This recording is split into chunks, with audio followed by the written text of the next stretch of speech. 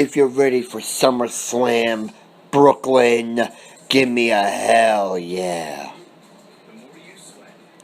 And with that, Monday Night Raw emanated from the home of WWE Hall of Famer Jim Ross, Oklahoma City. And Monday Night Raw was deemed a night of firsts. And I start with Big Show and Dean Ambrose.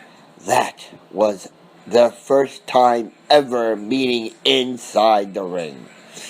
And that match was one-sided. Big Show would win by way of a countout, by hitting the KO punch, formerly the Weapons of Mass Destruction, on Dean Ambrose, knocked him out cold from here to SummerSlam, and that's how Big Show won. But Dean Ambrose, as resilient as this guy is, played a trick on the Big Show. He was against the barrier, where Lillian Garcia, the timekeepers, sit, during their matches and all that. And apparently he was, teasing the Big Show, like, you can't do nothing. And Big Show got mad, and he started going like a raging bull, and Ambrose moved out of the way. Thus, Big Show would go through the barricade, and he would be out like a light. So that was something to really get a kick out of. That was really fun to see. Good first-time match. Another first-time match that we had on Monday Night Raw was part of the Divas Revolution. Paige, the first ever NXT Women's Champion, against Sasha Banks, the current NXT Women's Champion. And Banks had the rest of Team BAD, Naomi and Tamina by her side, and Paige had the Powerpuff Girls of Charlotte and Becky Lynch by her side. And this was actually a really, really good match.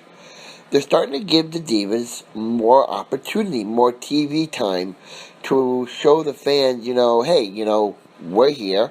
We can make a statement. We can make a name for ourselves. And they really put on this good match, Paige and Sasha. They put on a really, really good match. And Paige had a lot of opportunities to win the match, and unfortunately, Paige failed, thankfully, and she lost to Sasha Banks by way of the bank statement submission. So, Team Bad, Beautiful, and Dangerous prevailed. But that was not the only Divas match we had on Monday Night Raw. It was a first as well. We had two Divas matches. Tag team match of firsts. Charlotte and Becky Lynch from NXT against the Bellas. And this, I thought, was really good. For first time Monday Night Raw, it was good. Seeing two Divas matches on Raw was really something to really be excited about. And Charlotte and Becky would prevail, so the Powerpuff Girls beat Team Bella. So, that was really something to see. Another first we had was the Matadores against the Lucha Dragons, and that was a really, pretty interesting match. And New Day would make an appearance, taunt the New Day, and the Matadores would pick up the win. So this tag team division is in disarray, to say the least. So that was that. Another first was Randy Orton and Kevin Owens. And that was really a really good match. It was really good. Randy Orton would win. And, they put up a fight. Kevin Owens and Orton, for the first time ever, put up a huge fight. And it was good. I'll tell you that, back and forth, blow after blow after blow, but Orton would win, pushing a setback to Kevin Owens just a little bit. But for a first-time match, they put on a great epic match. now we're going to go to the main event. And this was something to talk about for a while. Champion versus champion. Now, we've seen that on Raw many a times. But what made this champion versus champion match, that was the first time that they met as champion. They met as challengers, but never as champion and champion. Now, Cena wanted to face Seth Rollins on Monday Night Raw because Seth Rollins kept running his mouth saying, he's the better champion in all of WWE. And Cena would say that he's a phony, a jackass, that he's not even a deserving champion of the WWE. So, Cena made the match that he wanted was him, Cena, versus Rollins, but it was going to be for the WWE title. Stephanie said, intriguing, but you're not going to get what you want. What you're going to get is John Cena versus Seth Rollins. But, Cena, your U.S. title is on the line. So, we had a U.S. title match. First time ever between Cena and Rollins. And good match. Rollins had a great opportunity to really win the United States title. But, the resiliency of Cena proved why he is called by JBL Big Game John. And Cena would hit a springboard stunner and hit, the AA, which then led to the STF to have Seth Rollins submit. And my overall opinion of Raw, for being it the first time ever Raw, I thought it was good. They should have more of those, down the road, because it gives a lot of the fans firsts that they would never, have seen back maybe a couple of years ago. But, it's good to see that they had a first time Raw event. And I thought, do more, you're going to get more, and you're going to get a big, big ratings boost.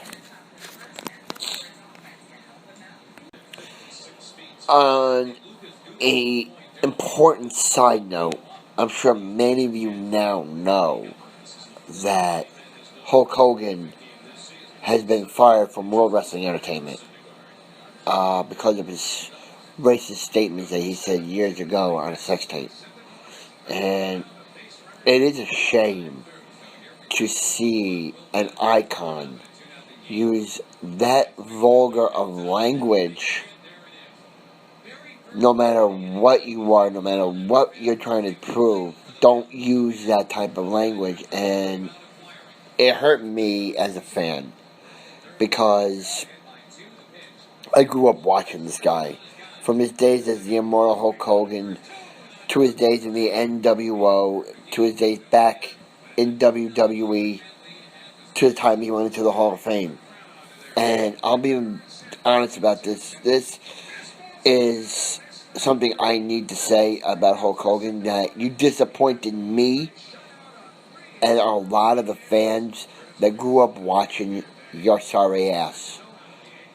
You had no right to say what you say, and I hope WWE removes you from the WWE Hall of Fame, because in my opinion, and I'm sure a lot of you are going to agree with me, you have no right, you dumb son of a bitch, to be in the Hall of Fame. You're an embarrassment, a joke, and a disgrace. And I'm glad you're out of WWE. You need to get help, Hulk Hogan, before you even decide to make a return anywhere, in any organization. Get help, because you're a disgrace to professional wrestling. What does it take to be in the WWE? Mentality, charisma, but most importantly, it takes focus. And that's what tonight's Tough Enough was all about. Focus.